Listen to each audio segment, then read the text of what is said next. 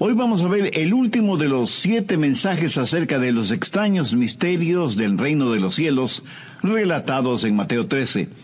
Jesús habló en parábolas y les dijo a sus discípulos: porque a vosotros os es dado saber los misterios del reino de los cielos.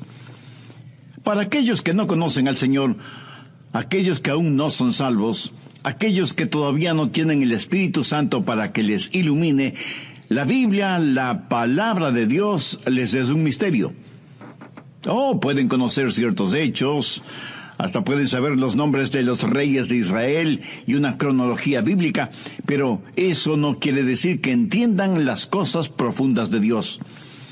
Hay secretos sagrados que Dios ha revelado a sus hijos por medio de su palabra. La Biblia, para los hijos de Dios que oran y obedecen su palabra, tiene la iluminación del Espíritu Santo, quien tiene en ellos y por medio de ellos un ministerio del cual nada saben los inconversos. Hay 7 parábolas en este capítulo 13 de Mateo, y 7 siendo el número perfecto, significa que tiene un sentido de complementación. Las 7 parábolas comienzan con el tiempo cuando Jesús estuvo aquí en la tierra y hablan de la historia del Evangelio del Señor Jesucristo y abarcan hasta el tiempo cuando Jesús regrese. Y cuando usted entienda estas parábolas, sabrá qué esperar. Y si usted sabe qué esperar, no será desilusionado. Y si usted no está desilusionado, tampoco estará desanimado. Y si usted no está desanimado, no estará desalentado. Y si no está desalentado, no se dará por vencido cuando las cosas vayan mal. Es más, usted podrá decir: es maravilloso. Las cosas están sucediendo como Jesús dijo que sucederían. Y aunque esté rodeado de tinieblas, usted podrá exclamar: se está volviendo gloriosamente oscuro. Y todo se realice de acuerdo a cómo lo profetizó la Biblia. Vemos al mundo en toda su maldad y a la iglesia con toda su debilidad. Y vemos a la gente rechazando el Evangelio. Y a veces pensamos, tal vez el Evangelio no es la verdad. O que nuestras expectativas no serán cumplidas. Pero entonces leemos Mateo 13 y decimos: todo está sucediendo precisamente como debe suceder. Hay 7 cosas que usted debe saber de lo que va a suceder. Primero, debe esperar el rechazo del Evangelio. No crea que si Cristo es presentado con toda su historia, su belleza, su sabiduría, su autoridad y su poder, la gente vendrá corriendo a Jesús. Si usted cree eso, es que tiene falsas expectativas y será desilusionado. Escúcheme. No importa cuán positivamente usted presente a Cristo, le puedo asegurar que la gente lo rechazará. Jesús sabía la condición dura del corazón humano y por eso enseñó la parábola del sembrador. Y en esta parábola el Señor habla de 4 clases de terrenos sobre los cuales cae la semilla. Ahora, recuerde que la semilla es el mensaje del Evangelio. Veamos Mateo 13, 19. Jesús está hablando y dice: cuando alguno oye la palabra del reino y no la entiende, viene el malo y arrebata lo que fue sembrado en su corazón. Este es el que fue sembrado junto al camino. Esta frase, sembrado junto al camino, hace referencia a un sendero que bordea y cruza el terreno, y como es transitado por todos, es tierra endurecida, en donde la semilla no penetra, y se queda a ras del suelo, por lo que las aves vienen y se comen la semilla. Como pastor y predicador, bien sé que muchas veces el Evangelio cae en corazones endurecidos por los afanes de este mundo. Parte de la semilla cayó en pedregales. Verso 20. Y el que fue sembrado en pedregales, este es el que oye la palabra y al momento la recibe con gozo. Pero ahora ponga atención a lo que dice el verso 21. Pero no tiene raíz en sí, sino que es de corta duración, pues al venir la aflicción o la persecución por causa de la palabra, luego tropieza. En este caso, la semilla se asienta en una muy delgada capa de tierra, debajo de la cual solo hay rocas, y representa a la persona que uno piensa que va a ser un cristiano o una cristiana extraordinario. Hace una profesión de fe, se bautiza, pide membresía en la iglesia, pero después de una semana deja de venir. Yo llamo a esas personas cristianos tipo Alka-Seltzer. ¿Por qué? Porque burbujean ruidosamente por un momento y luego desaparecen. Veamos el verso 22. El que fue sembrado entre espinos, este es el que oye la palabra, pero el afán de este siglo y el engaño de las riquezas ahogan la palabra y se hace infructuoso. Representa a aquellos que oyen la palabra, pero en verdad nunca se arrepienten de sus pecados, porque las cosas materiales y mundanas son la prioridad número 1 en su vida, no el Señor Jesucristo y su palabra. La última categoría está descrita en el verso 23. Mas el que fue sembrado en buena tierra, este es el que oye y entiende la palabra y da fruto y produce a 100, a 60 y a 30 por uno. ¿Qué es lo que debemos esperar? Si usted es un ganador de almas, o un pastor, o un evangelista, tienen que esperar el que muchos rechacen el evangelio. Pero esto no quiere decir que usted ha fracasado. Cuando yo era un joven pastor y predicaba el mensaje de la palabra y daba la invitación, y nadie respondía a esa invitación, yo sentía que había fracasado horriblemente delante de Dios. Tanto así que al final del servicio no quería saludar con nadie. Deseaba que hubiera una puerta secreta detrás del púlpito para escaparme sin que nadie me viera. Hasta que finalmente comprendí que si predicaba la palabra de Dios sin adulterarla y nadie respondía, no era que yo había fracasado o que la semilla sembrada fuera mala. El problema estaba en el terreno sobre el cual caía esa semilla. ¿Qué aprendí de todo esto? Pues lo siguiente: si usted se mantiene predicando y testificando y compartiendo el evangelio de la salvación, algunas personas se salvarán. Pero lo importante es no rendirse o desfallecer o desanimarse. Su trabajo es sembrar la semilla. Es el trabajo de Dios el hacerla germinar. Y es la responsabilidad de los que oyen el abrir sus corazones para recibir la buena semilla del evangelio del Señor Jesucristo. En este mundo y en esta vida, al vivir su vida cristiana, espere que algunas personas rechacen el evangelio. Pero porque la gente no acepte el evangelio, eso no quiere decir que el evangelio ha fracasado. La Biblia dice que somos una manada pequeña, que estrecho es el camino al cielo, y pocos son los que transitan por él. Somos la minoría del Maestro, y si espera ganar a todo el mundo para Cristo, le puedo asegurar que sufrirá una gran desilusión. La Biblia enseña que solo el 25% del terreno estaba listo para recibir la semilla. Y cuando ese 25% recibe la palabra, no todos producirán la misma clase de fruto. Segundo, debe esperar encontrar miembros hipócritas en las iglesias. Algunas veces la gente me dice: pastor, ¿sabía que hay hipócritas en la iglesia? Y yo, como si no lo supiera, contesto: ¿hipócritas en la iglesia? No puede ser. Y usted no necesita ser un pastor de una iglesia para saber que hay hipócritas, principalmente dentro de las iglesias. Ahora, eso no significa que el evangelio ha fracasado o que todo esto toma por sorpresa a Dios. Veamos Mateo 13:24. Les refirió otra parábola diciendo: el reino de los cielos es semejante a un hombre que sembró buena semilla en el campo. Pero mientras dormían los hombres, vino su enemigo y sembró cizaña entre el trigo y se fue. Y cuando salió la hierba y dio fruto, entonces apareció también la cizaña. Vinieron entonces los siervos del padre de familia y le dijeron: Señor, ¿no sembraste buena semilla en tu campo? ¿De dónde pues tienes cizaña? Él les dijo: un enemigo ha hecho esto. Y los siervos le dijeron: ¿quieres pues que vayamos y la arranquemos?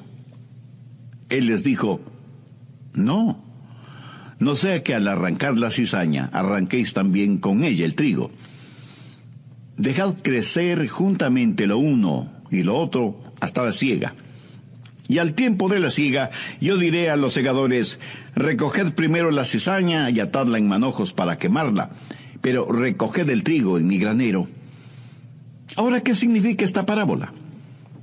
El trigo sirve para hacer pan y los hijos de Dios están representados por el trigo.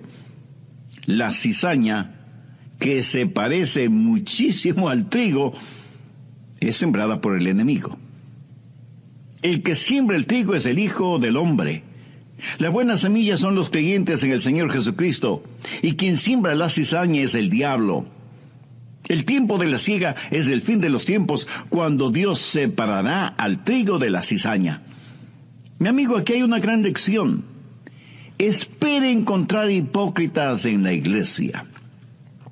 Independientemente de su denominación, toda iglesia tiene sus hipócritas. Pero no es nuestro trabajo el separar el trigo de la cizaña. Nunca se embarque en una cruzada contra otra religión. Esa no es su responsabilidad. Su responsabilidad es predicar el Evangelio del Señor Jesucristo. La Biblia sí nos dice que debemos advertir a los demás acerca de las falsas religiones y de ciertos líderes espirituales que no son más que lobos disfrazados de ovejas. Además, usted no puede separar el trigo de la cizaña porque usted no sabe lo que hay en el corazón del hombre. Usted no conoce a las personas tan íntimamente como Dios las conoce.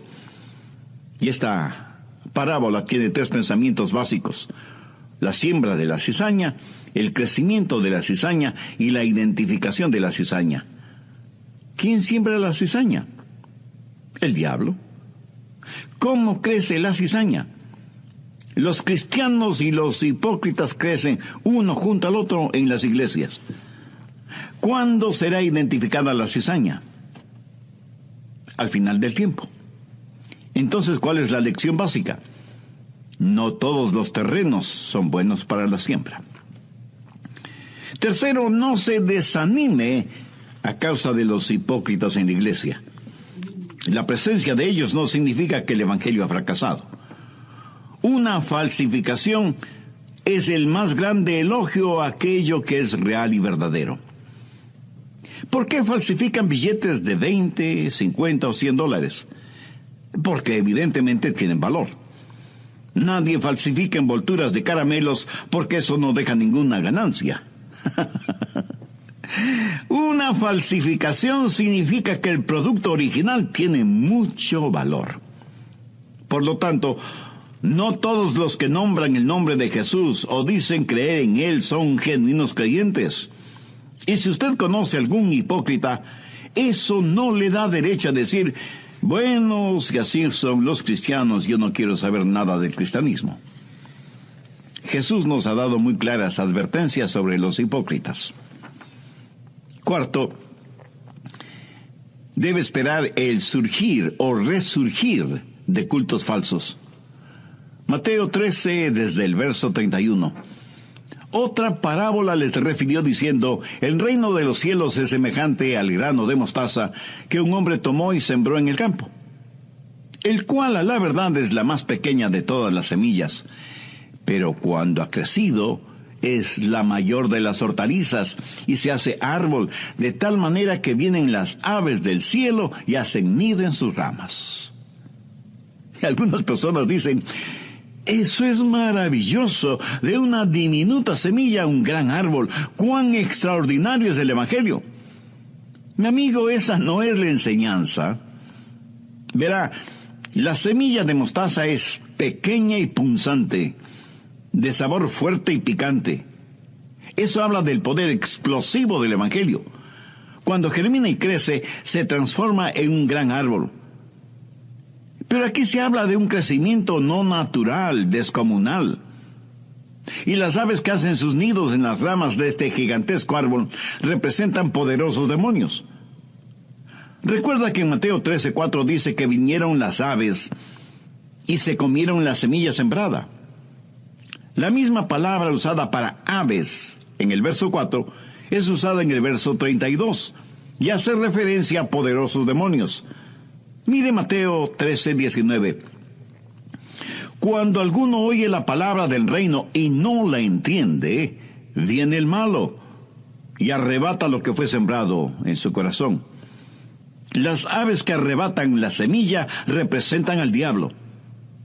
Por favor, anote al margen Apocalipsis 18:2. Habla de Babilonia, la cuna de toda religión falsa. En Babilonia fue construida la Torre de Babel. Nimrod, el fundador de Babilonia, fue el primer prototipo del anticristo. Dios, mirando el juzgamiento final de toda religión falsa, dice en Apocalipsis 18:2, y clamó con voz potente diciendo: ha caído la gran Babilonia, y se ha hecho habitación de demonios y guarida de todo espíritu inmundo, y albergue de toda ave inmunda y aborrecible. Lo que está diciendo aquí es: lo que comenzó como una semilla de mostaza se ha transformado en un árbol descomunal, en donde las aves inmundas hacen sus nidos. Mi amigo, esa es la razón por la que vemos cultos, religiones falsas, surgiendo por todo el mundo. Pero lo repito, esto no significa que el Evangelio haya fracasado, o que la Biblia no sea verdadera. Ahora escúcheme atentamente. Si no hubiera cultos y religiones falsos, entonces podría decir que la Biblia no es la verdad, porque la Biblia dice que habrá cultos y religiones falsos. En 1 Timoteo 4:1 leemos: en los postreros tiempos algunos apostatarán de la fe, escuchando espíritus engañadores y a doctrina de demonios. Así que no se desanime si muchos no creen en la Biblia y muchos más no aceptan a Cristo como su Salvador. No se desanime porque hay hipócritas en las iglesias o por el resurgimiento de cultos y religiones falsos. Jesús dijo que eso es exactamente lo que sucedería. La semilla de mostaza se ha transformado en un árbol gigantesco y las aves representativas de espíritus inmundos habitan en las ramas del cristianismo apóstata. La conclusión de este estudio bíblico en el próximo programa. Regáleme un minuto más de su tiempo. ¿Ha recibido a Jesucristo en su vida como su Salvador y Señor? ¿Se ha arrepentido de sus pecados y ha pedido el perdón de Dios? Dios no solo que le ama, sino que quiere perdonarle y salvarle. Tanto le ama que envió a su Hijo, el Señor Jesucristo, para que muriera en la cruz, para hacer expiación por sus pecados. Tome la más importante decisión espiritual de su vida. Acepte y reciba a Cristo en su vida como su Salvador y Señor. Pídale que le ayude a ser la persona que Él quiere que usted sea y que le haga un instrumento útil y de bendición en sus manos. Y todo esto pídalo en el nombre del Señor Jesucristo. De los 7 secretos sagrados que empezamos a estudiar en el programa anterior, ya hemos visto los primeros 4. Así que veamos los siguientes. Quinto, espere encontrar corrupción aún en las iglesias. Mateo 13:33 dice: otra parábola les dijo: el reino de los cielos es semejante a la levadura que tomó una mujer y escondió en 3 medidas de harina hasta que todo fue leudado. Aquí tenemos a una mujer que tomó 3 porciones de harina, más bien dicho, de masa, y le puso levadura para que leude. Pero note que la mujer puso la levadura en la masa en forma furtiva. Recuerde que el pan sin levadura es un símbolo de pureza.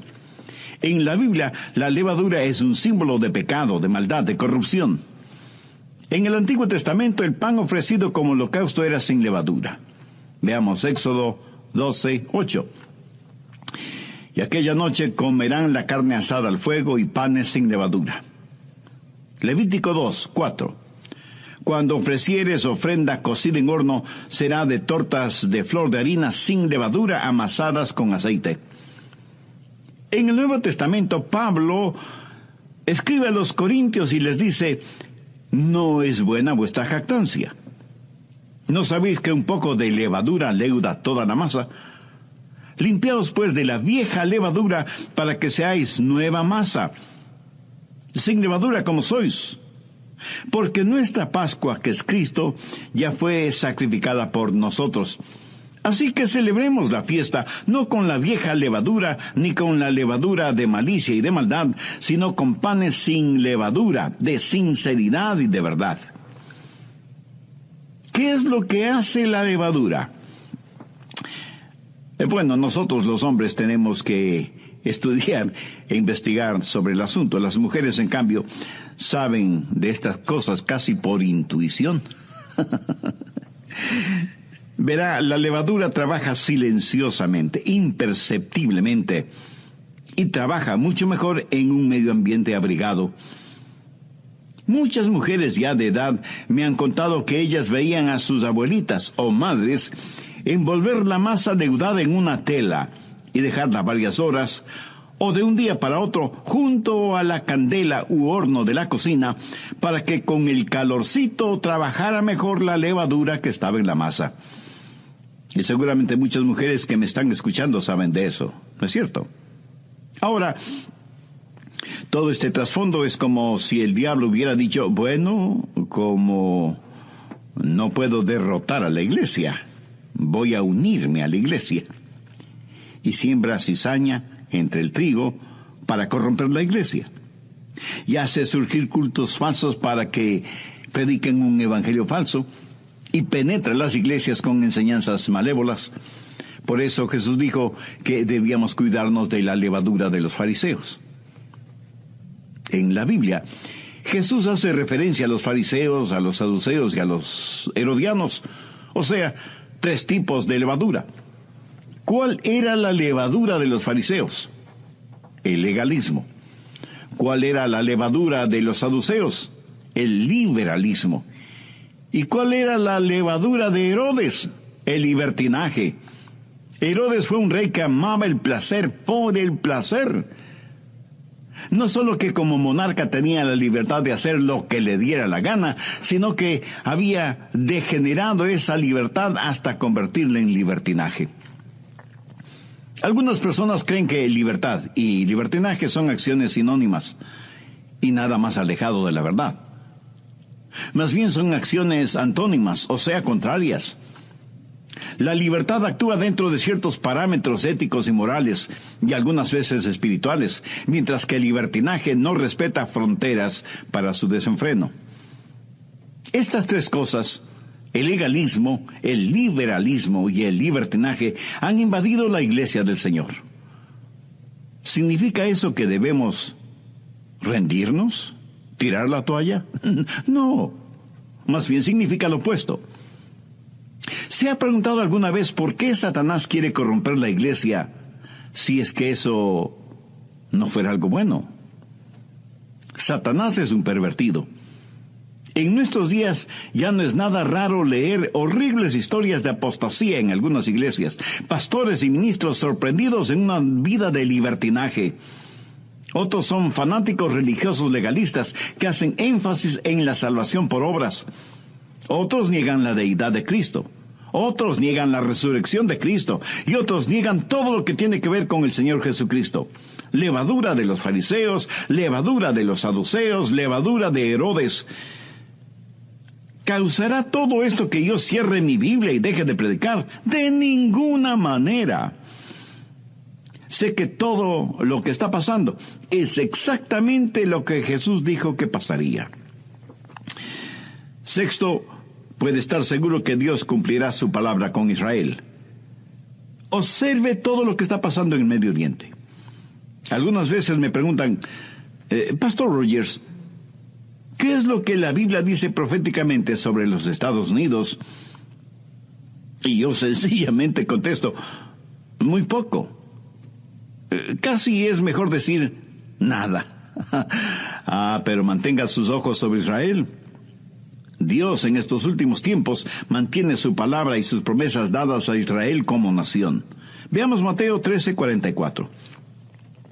Además, el reino de los cielos es semejante a un tesoro escondido en el campo, el cual un hombre halla y lo esconde de nuevo, y gozoso por ello va y vende todo lo que tiene. ¿Para qué? para comprar aquel campo.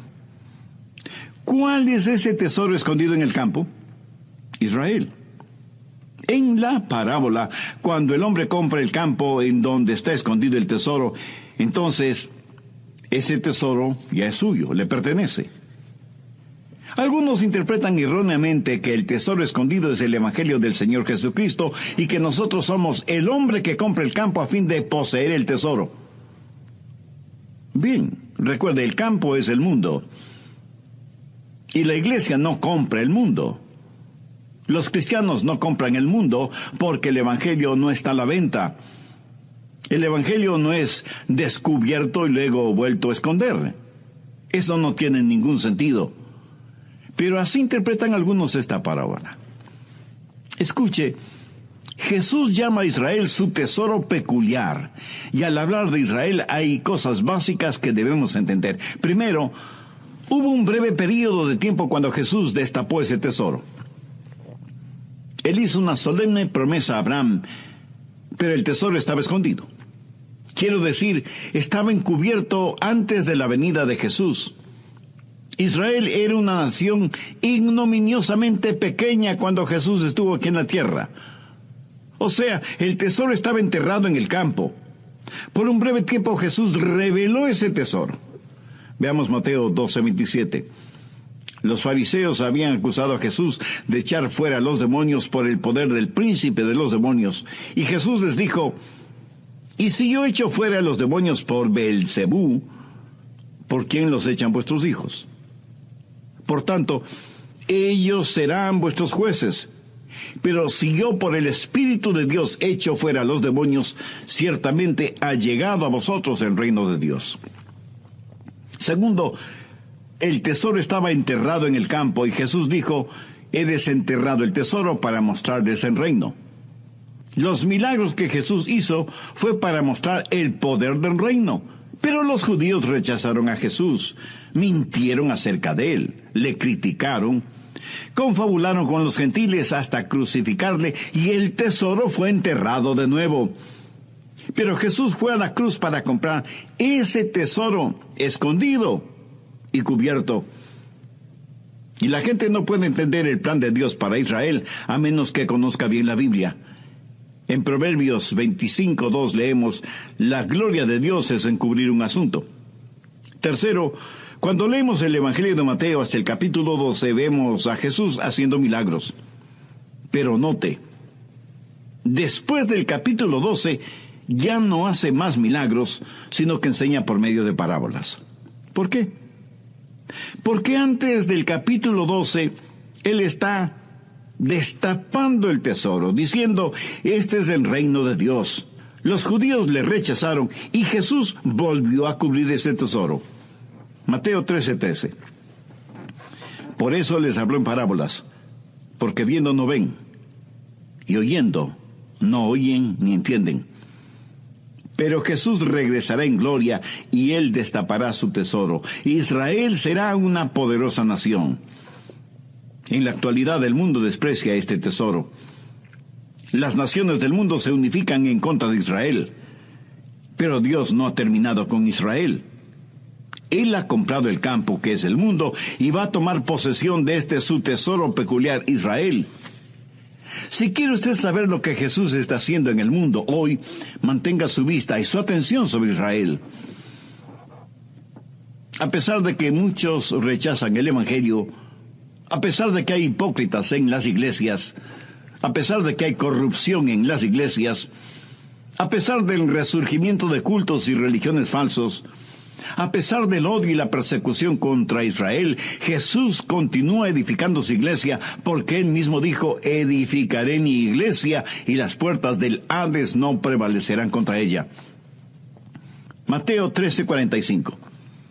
También el reino de los cielos es semejante a un mercader que busca buenas perlas, que habiendo hallado una perla preciosa fue y vendió todo lo que tenía y la compró. Algunas personas dicen: bueno, la perla de gran precio es el Evangelio, y debemos vender todo lo que tenemos para poder comprar ese Evangelio. Mi amigo, esa es una necedad, una locura. El Evangelio no está a la venta. Y aunque lo estuviera, nosotros estamos en bancarrota. No tenemos absolutamente nada. El mercader que busca buenas perlas es Jesús. La perla de gran precio es la iglesia que él ama. Israel es su peculiar tesoro, pero no es una perla.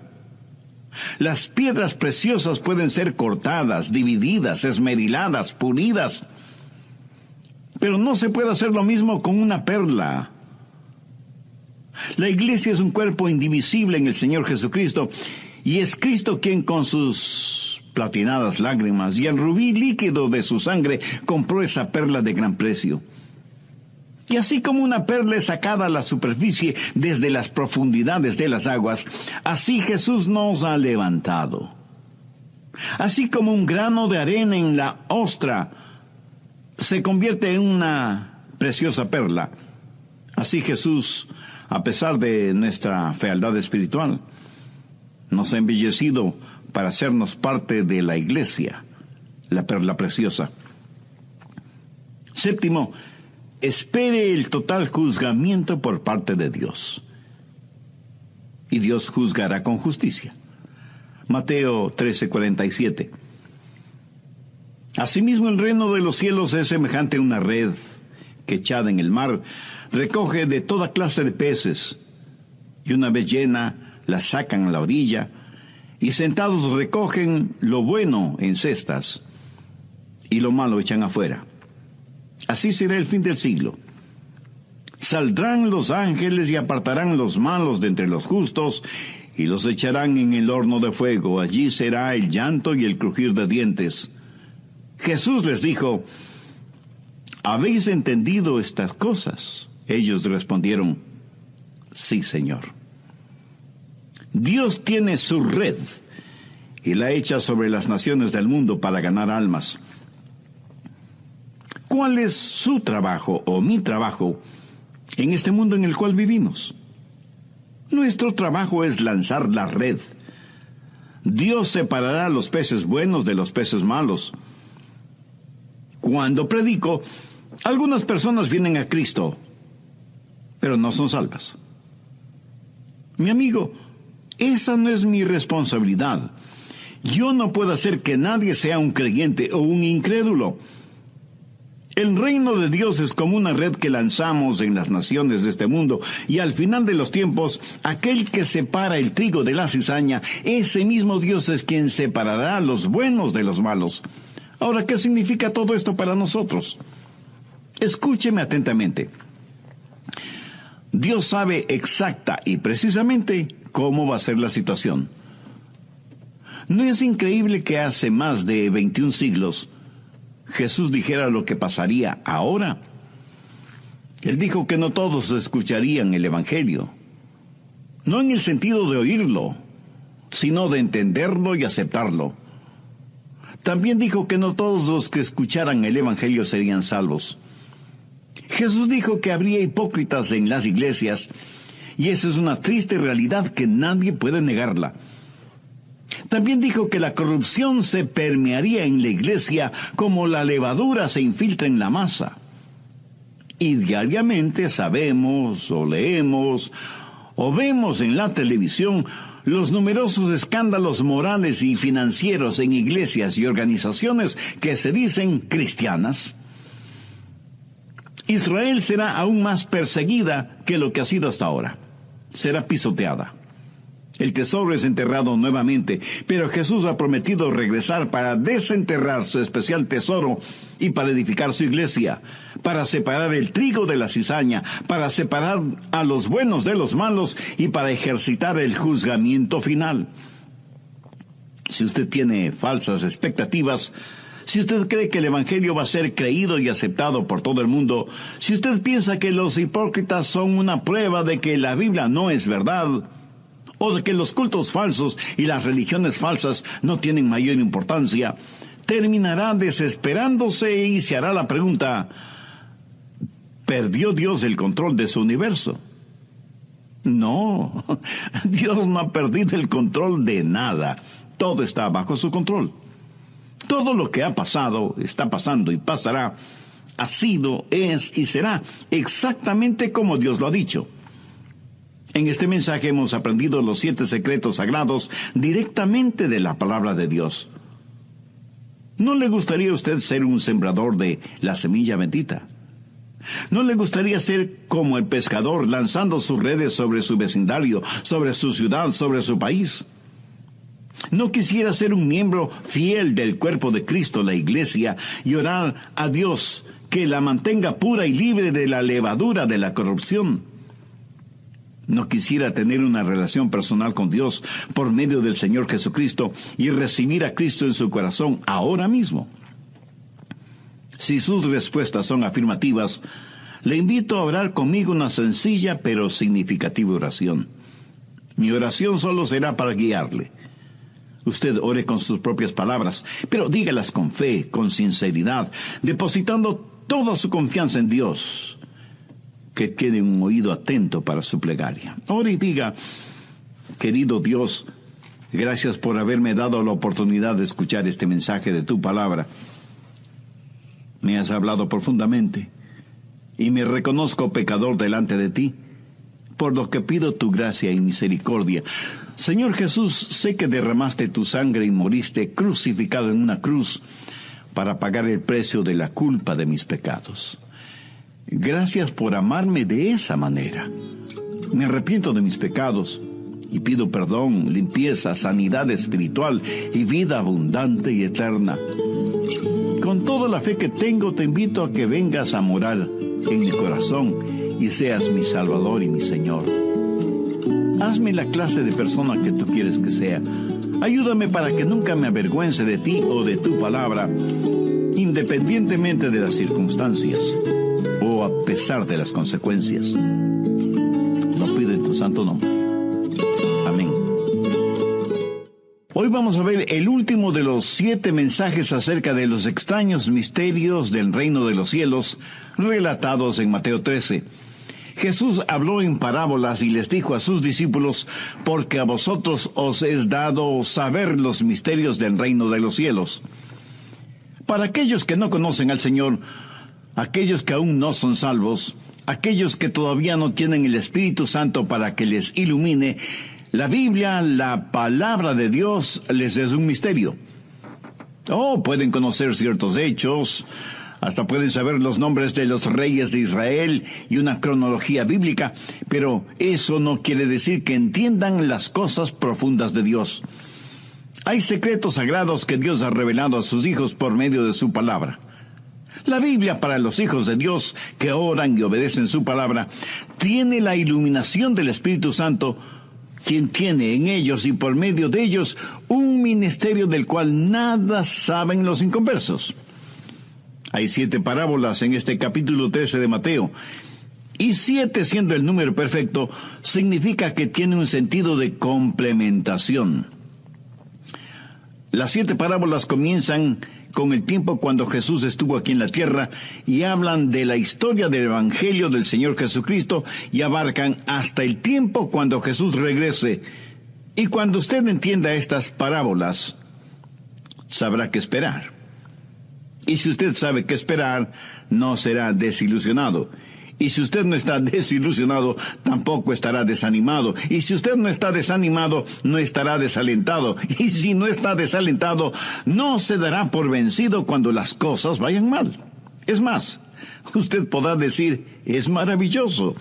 Las cosas están sucediendo como Jesús dijo que sucederían. Y aunque esté rodeado de tinieblas, usted podrá exclamar: se está volviendo gloriosamente oscuro. Y todo se realice de acuerdo a cómo lo profetizó la Biblia. Vemos al mundo en toda su maldad y a la iglesia con toda su debilidad. Y vemos a la gente rechazando el Evangelio. Y a veces pensamos, tal vez el Evangelio no es la verdad. O que nuestras expectativas no serán cumplidas. Pero entonces leemos Mateo 13 y decimos: todo está sucediendo precisamente como debe suceder. Hay 7 cosas que usted debe saber de lo que va a suceder. Primero, debe esperar el rechazo del Evangelio. No crea que si Cristo es presentado con toda su historia, su belleza, su sabiduría, su autoridad y su poder, la gente vendrá corriendo a Jesús. Si usted cree eso, es que tiene falsas expectativas y será desilusionado. Escúcheme. No importa cuán positivamente usted presente a Cristo, le puedo asegurar que la gente lo rechazará. Jesús sabía la condición dura del corazón humano y por eso enseñó la parábola del sembrador. Y en esta parábola el Señor habla de 4 clases de terrenos sobre los cuales cae la semilla. Ahora, recuerde que la semilla es el mensaje del Evangelio. Veamos Mateo 13:19.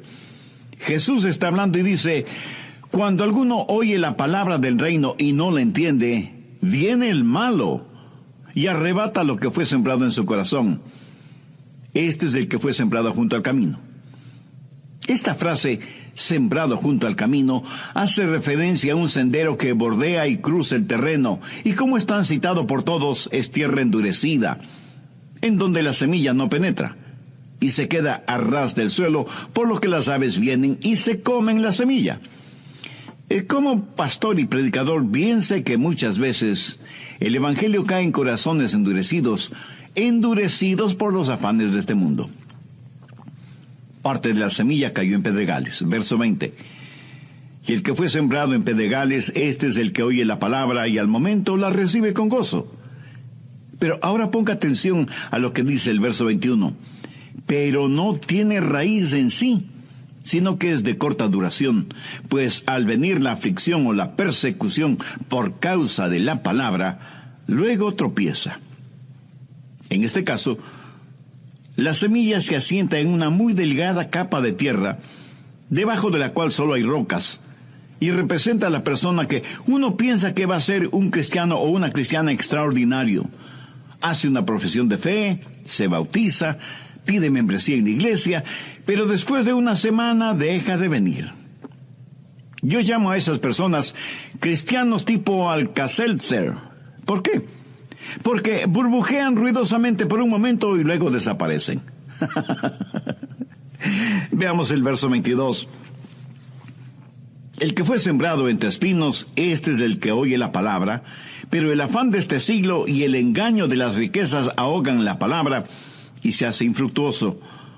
Representa a aquellos que oyen la palabra, pero en verdad nunca se arrepienten de sus pecados, porque las cosas materiales y mundanas son la prioridad número 1 en su vida, no el Señor Jesucristo y su palabra. La última categoría está descrita en el verso 23. Mas el que fue sembrado en buena tierra, este es el que oye y entiende la palabra y da fruto y produce a 100, a 60 y a 30 por uno. ¿Qué es lo que debemos esperar? Si usted es un ganador de almas, o un pastor, o un evangelista, tienen que esperar el que muchos rechacen el Evangelio. Pero esto no quiere decir que usted ha fracasado. Cuando yo era un joven pastor y predicaba el mensaje de la palabra y daba la invitación, y nadie respondía a esa invitación, yo sentía que había fracasado horriblemente delante de Dios. Tanto así que al final del servicio no quería saludar con nadie. Deseaba que hubiera una puerta secreta detrás del púlpito para escaparme sin que nadie me viera. Hasta que finalmente comprendí que si predicaba la palabra de Dios sin adulterarla y nadie respondía, no era que yo había fracasado o que la semilla sembrada fuera mala. El problema estaba en el terreno sobre el cual caía esa semilla.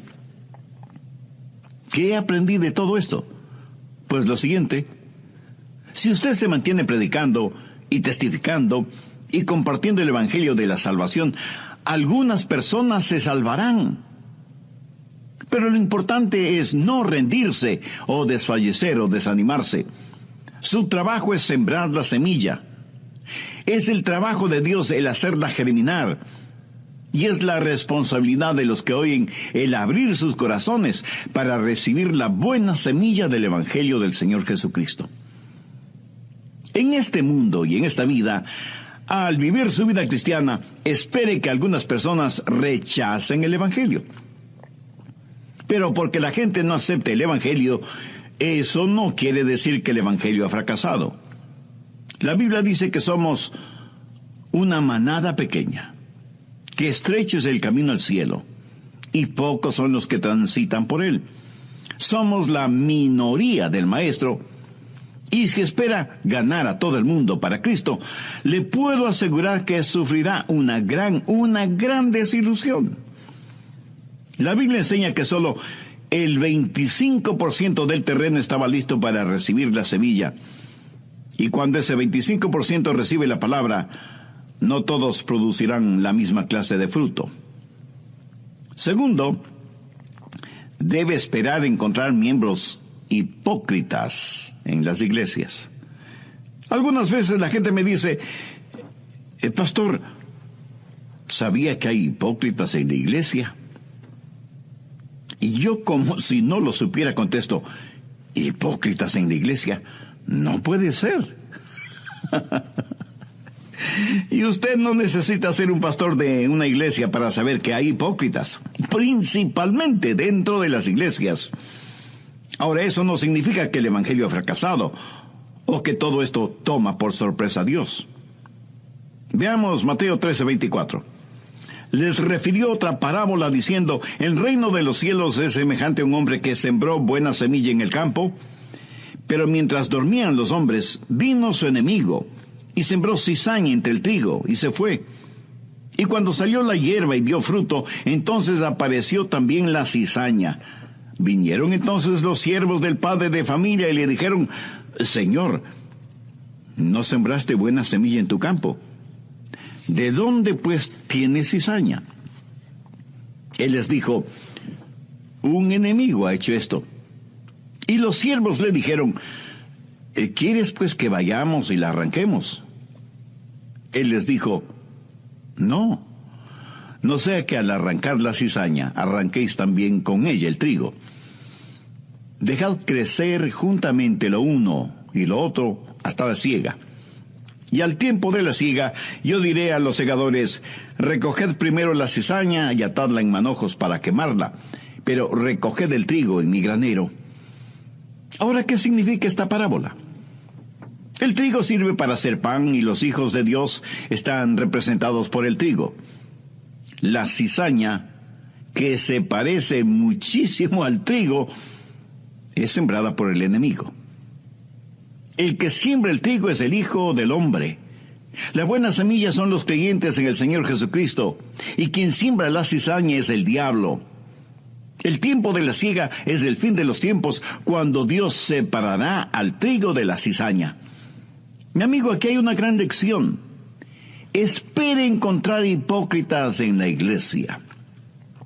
Independientemente de su denominación, toda iglesia tiene sus hipócritas. Pero no es nuestro trabajo el separar el trigo de la cizaña. Nunca se embarque en una cruzada contra otra religión. Esa no es su responsabilidad. Su responsabilidad es predicar el Evangelio del Señor Jesucristo. La Biblia sí nos dice que debemos advertir a los demás acerca de las falsas religiones y de ciertos líderes espirituales que no son más que lobos disfrazados de ovejas. Además, usted no puede separar el trigo de la cizaña porque usted no sabe lo que hay en el corazón del hombre. Usted no conoce a las personas tan íntimamente como Dios las conoce.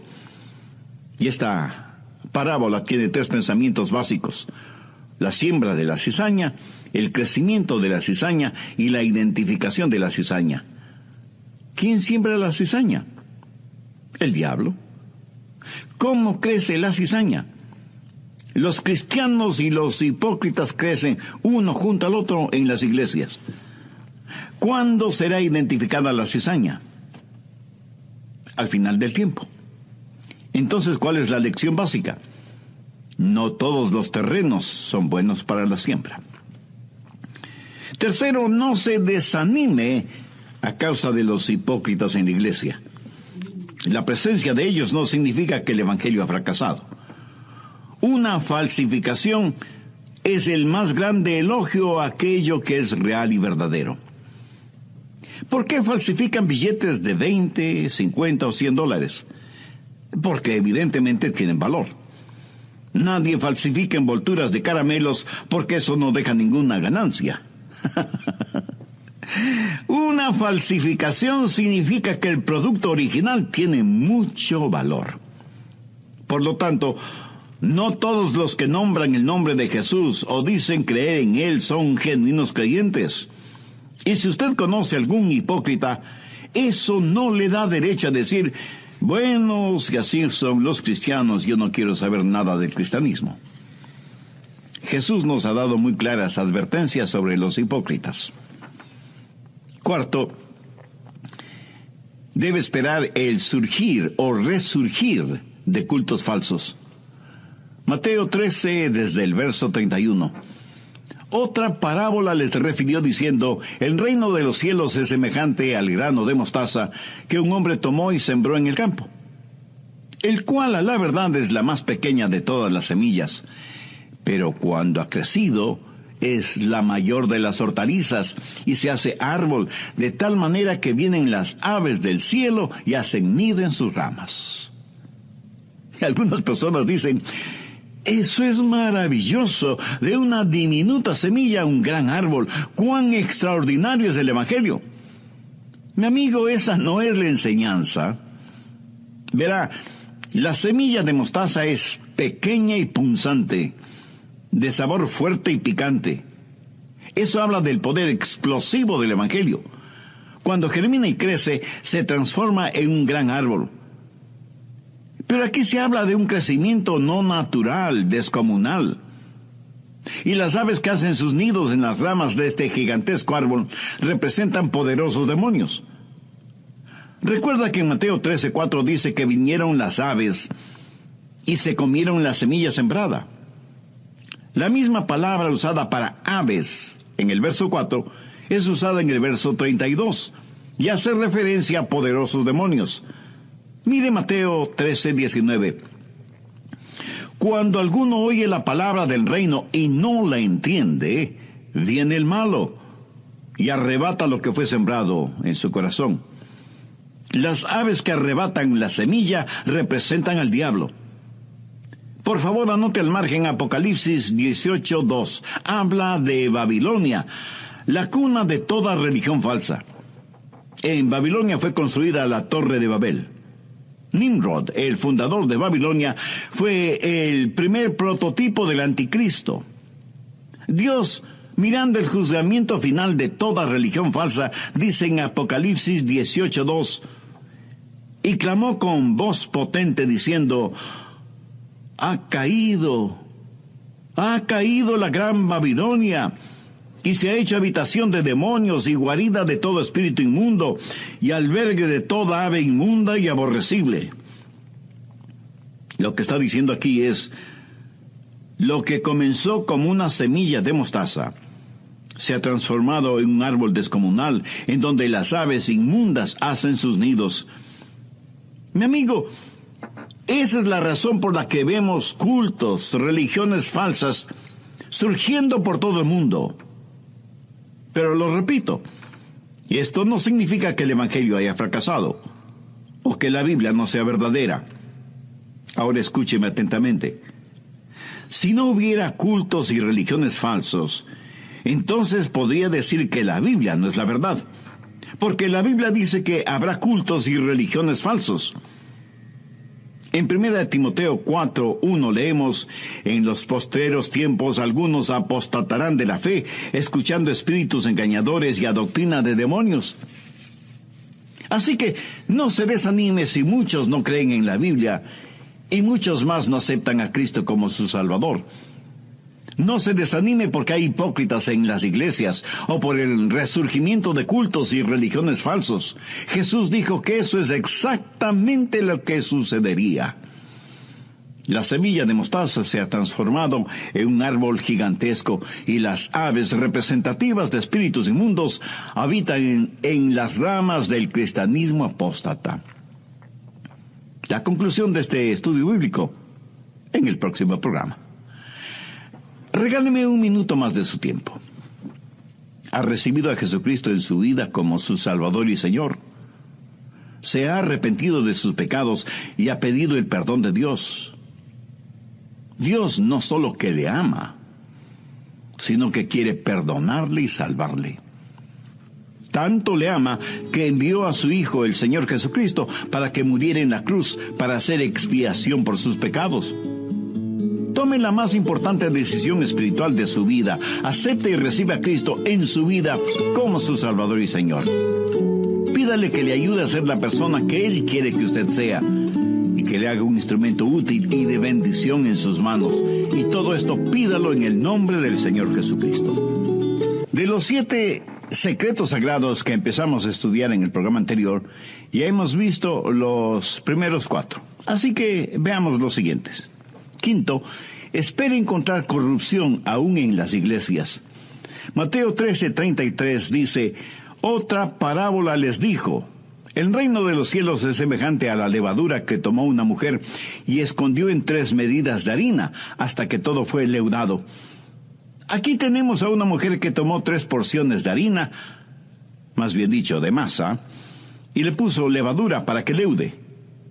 Pero note que la mujer puso la levadura en la masa en forma furtiva. Recuerde que el pan sin levadura es un símbolo de pureza. En la Biblia, la levadura es un símbolo de pecado, de maldad, de corrupción. En el Antiguo Testamento, el pan ofrecido como holocausto era sin levadura. Veamos Éxodo 12:8. Y aquella noche comerán la carne asada al fuego y panes sin levadura. Levítico 2:4. Cuando ofrecieres ofrenda cocida en horno, será de tortas de flor de harina sin levadura amasadas con aceite. En el Nuevo Testamento, Pablo escribe a los Corintios y les dice: no es buena vuestra jactancia. ¿No sabéis que un poco de levadura leuda toda la masa? Limpiaos pues de la vieja levadura para que seáis nueva masa, sin levadura como sois. Porque nuestra Pascua, que es Cristo, ya fue sacrificada por nosotros. Así que celebremos la fiesta, no con la vieja levadura, ni con la levadura de malicia y de maldad, sino con panes sin levadura, de sinceridad y de verdad. ¿Qué es lo que hace la levadura? Bueno, nosotros los hombres tenemos que estudiar e investigar sobre el asunto. Las mujeres, en cambio, saben de estas cosas casi por intuición. Verá, la levadura trabaja silenciosamente, imperceptiblemente, y trabaja mucho mejor en un medio ambiente abrigado. Muchas mujeres ya de edad me han contado que ellas veían a sus abuelitas o madres envolver la masa leudada en una tela y dejarla varias horas, o de un día para otro, junto a la candela u horno de la cocina, para que con el calorcito trabajara mejor la levadura que estaba en la masa. Y seguramente muchas mujeres que me están escuchando saben de eso, ¿no es cierto? Ahora, todo este trasfondo es como si el diablo hubiera dicho: bueno, como no puedo derrotar a la iglesia, voy a unirme a la iglesia. Y siembra cizaña entre el trigo para corromper la iglesia. Y hace surgir cultos falsos para que prediquen un evangelio falso, y penetra las iglesias con enseñanzas malévolas. Por eso Jesús dijo que debíamos cuidarnos de la levadura de los fariseos. En la Biblia, Jesús hace referencia a los fariseos, a los saduceos y a los herodianos, o sea, 3 tipos de levadura. ¿Cuál era la levadura de los fariseos? El legalismo. ¿Cuál era la levadura de los saduceos? El liberalismo. ¿Y cuál era la levadura de Herodes? El libertinaje. Herodes fue un rey que amaba el placer por el placer. No solo que como monarca tenía la libertad de hacer lo que le diera la gana, sino que había degenerado esa libertad hasta convertirla en libertinaje. Algunas personas creen que libertad y libertinaje son acciones sinónimas y nada más alejado de la verdad. Más bien son acciones antónimas, o sea, contrarias. La libertad actúa dentro de ciertos parámetros éticos y morales, y algunas veces espirituales, mientras que el libertinaje no respeta fronteras para su desenfreno. Estas tres cosas, el legalismo, el liberalismo y el libertinaje, han invadido la iglesia del Señor. ¿Significa eso que debemos rendirnos? ¿Tirar la toalla? No, más bien significa lo opuesto.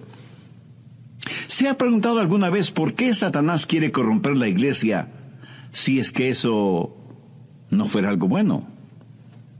Satanás es un pervertido. En nuestros días ya no es nada raro leer horribles historias de apostasía en algunas iglesias, pastores y ministros sorprendidos en una vida de libertinaje. Otros son fanáticos religiosos legalistas que hacen énfasis en la salvación por obras. Otros niegan la deidad de Cristo. Otros niegan la resurrección de Cristo. Y otros niegan todo lo que tiene que ver con el Señor Jesucristo. Levadura de los fariseos, levadura de los saduceos, levadura de Herodes. ¿Causará todo esto que yo cierre mi Biblia y deje de predicar? De ninguna manera.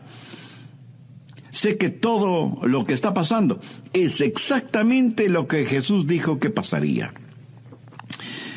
Sexto, puede estar seguro que Dios cumplirá su palabra con Israel. Observe todo lo que está pasando en el Medio Oriente. Algunas veces me preguntan, Pastor Rogers, ¿qué es lo que la Biblia dice proféticamente sobre los Estados Unidos? Y yo sencillamente contesto, muy poco. Casi es mejor decir nada. Pero mantenga sus ojos sobre Israel. Dios en estos últimos tiempos mantiene su palabra y sus promesas dadas a Israel como nación. Veamos Mateo 13:44. Además, el reino de los cielos es semejante a un tesoro escondido en el campo, el cual un hombre halla y lo esconde de nuevo, y gozoso por ello va y vende todo lo que tiene. ¿Para qué? Para comprar aquel campo. ¿Cuál es ese tesoro escondido en el campo? Israel. En la parábola, cuando el hombre compra el campo en donde está escondido el tesoro, entonces ese tesoro ya es suyo, le pertenece. Algunos interpretan erróneamente que el tesoro escondido es el Evangelio del Señor Jesucristo y que nosotros somos el hombre que compra el campo a fin de poseer el tesoro.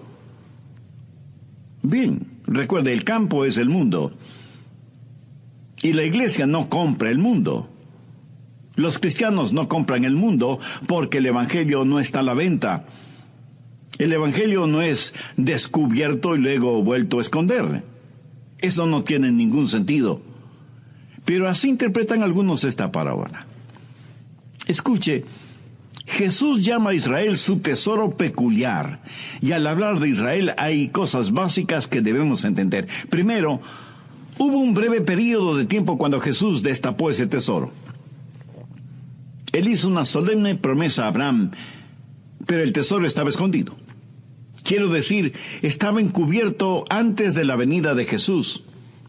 Israel era una nación ignominiosamente pequeña cuando Jesús estuvo aquí en la tierra. O sea, el tesoro estaba enterrado en el campo. Por un breve tiempo Jesús reveló ese tesoro. Veamos Mateo 12:27. Los fariseos habían acusado a Jesús de echar fuera a los demonios por el poder del príncipe de los demonios. Y Jesús les dijo, ¿y si yo echo fuera a los demonios por Beelzebú, por quién los echan vuestros hijos? Por tanto, ellos serán vuestros jueces. Pero si yo por el Espíritu de Dios echo fuera a los demonios, ciertamente ha llegado a vosotros el reino de Dios.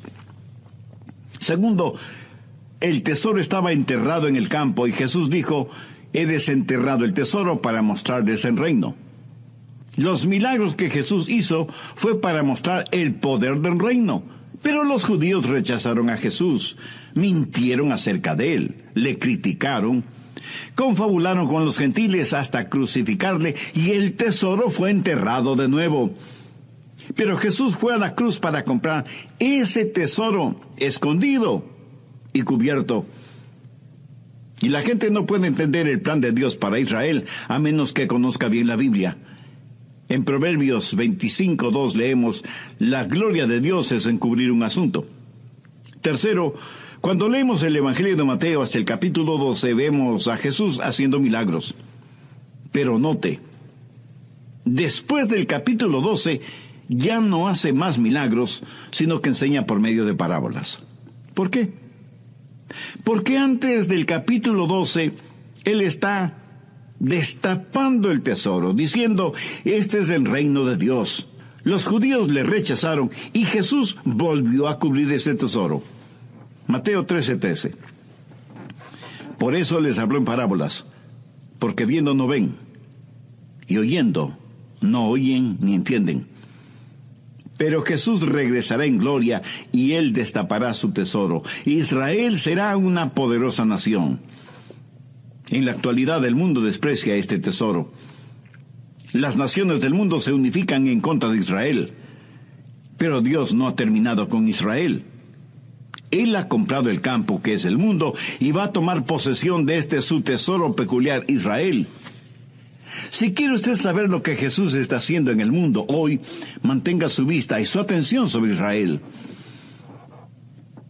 A pesar de que muchos rechazan el Evangelio, a pesar de que hay hipócritas en las iglesias, a pesar de que hay corrupción en las iglesias, a pesar del resurgimiento de cultos y religiones falsos, a pesar del odio y la persecución contra Israel, Jesús continúa edificando su iglesia porque Él mismo dijo, edificaré mi iglesia y las puertas del Hades no prevalecerán contra ella. Mateo 13:45. También el reino de los cielos es semejante a un mercader que busca buenas perlas, que habiendo hallado una perla preciosa fue y vendió todo lo que tenía y la compró. Algunas personas dicen, bueno, la perla de gran precio es el Evangelio, y debemos vender todo lo que tenemos para poder comprar ese Evangelio. Mi amigo, esa es una necedad, una locura. El Evangelio no está a la venta. Y aunque no estuviera, nosotros estamos en bancarrota. No tenemos absolutamente nada. El mercader que busca buenas perlas es Jesús. La perla de gran precio es la iglesia que Él ama. Israel es su peculiar tesoro, pero no es una perla. Las piedras preciosas pueden ser cortadas, divididas, esmeriladas, pulidas, pero no se puede hacer lo mismo con una perla. La iglesia es un cuerpo indivisible en el Señor Jesucristo, y es Cristo quien con sus platinadas lágrimas y el rubí líquido de su sangre compró esa perla de gran precio. Y así como una perla es sacada a la superficie desde las profundidades de las aguas, así Jesús nos ha levantado. Así como un grano de arena en la ostra se convierte en una preciosa perla, así Jesús, a pesar de nuestra fealdad espiritual, nos ha embellecido para hacernos parte de la iglesia, la perla preciosa. Séptimo, espere el total juzgamiento por parte de Dios. Y Dios juzgará con justicia. Mateo 13:47. Asimismo, el reino de los cielos es semejante a una red que echada en el mar recoge de toda clase de peces, y una vez llena la sacan a la orilla, y sentados recogen lo bueno en cestas, y lo malo echan afuera. Así será el fin del siglo. Saldrán los ángeles y apartarán los malos de entre los justos, y los echarán en el horno de fuego. Allí será el llanto y el crujir de dientes. Jesús les dijo, ¿habéis entendido estas cosas? Ellos respondieron, sí, Señor. Dios tiene su red y la echa sobre las naciones del mundo para ganar almas. ¿Cuál es su trabajo o mi trabajo en este mundo en el cual vivimos? Nuestro trabajo es lanzar la red. Dios separará los peces buenos de los peces malos. Cuando predico, algunas personas vienen a Cristo, pero no son salvas. Mi amigo, esa no es mi responsabilidad. Yo no puedo hacer que nadie sea un creyente o un incrédulo. El reino de Dios es como una red que lanzamos en las naciones de este mundo, y al final de los tiempos, aquel que separa el trigo de la cizaña, ese mismo Dios es quien separará los buenos de los malos. Ahora, ¿qué significa todo esto para nosotros? Escúcheme atentamente. Dios sabe exacta y precisamente cómo va a ser la situación. ¿No es increíble que hace más de 21 siglos Jesús dijera lo que pasaría ahora? Él dijo que no todos escucharían el Evangelio, no en el sentido de oírlo, sino de entenderlo y aceptarlo.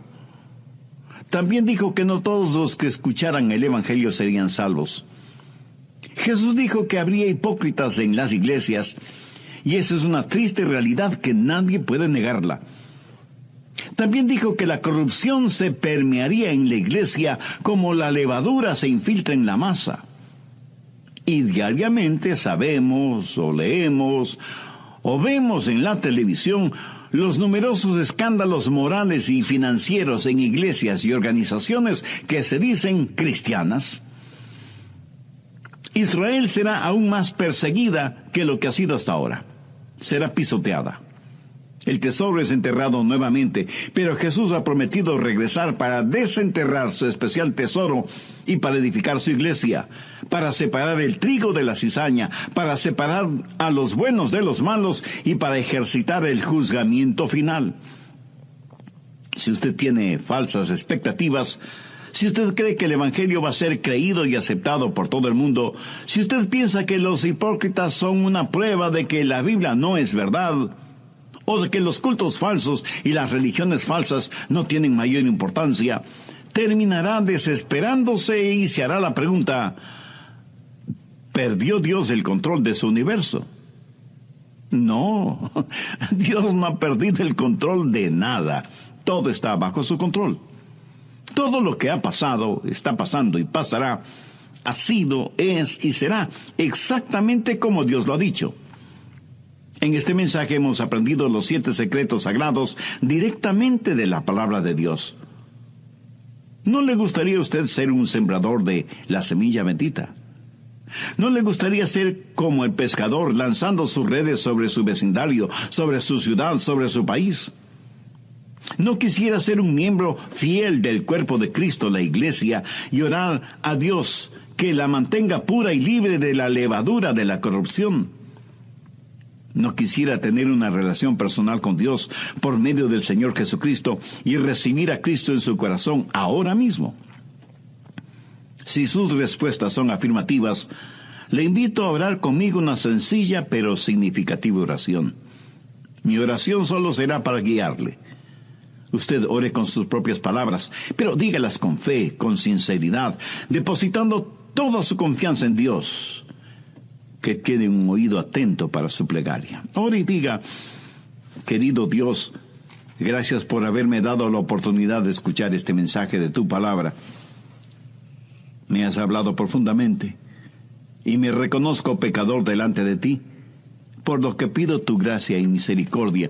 Señor Jesús, sé que derramaste tu sangre y moriste crucificado en una cruz para pagar el precio de la culpa de mis pecados. Gracias por amarme de esa manera. Me arrepiento de mis pecados y pido perdón, limpieza, sanidad espiritual y vida abundante y eterna. Con toda la fe que tengo, te invito a que vengas a morar en mi corazón y seas mi Salvador y mi Señor. Hazme la clase de persona que tú quieres que sea. Ayúdame para que nunca me avergüence de ti o de tu palabra, independientemente de las circunstancias o a pesar de las consecuencias.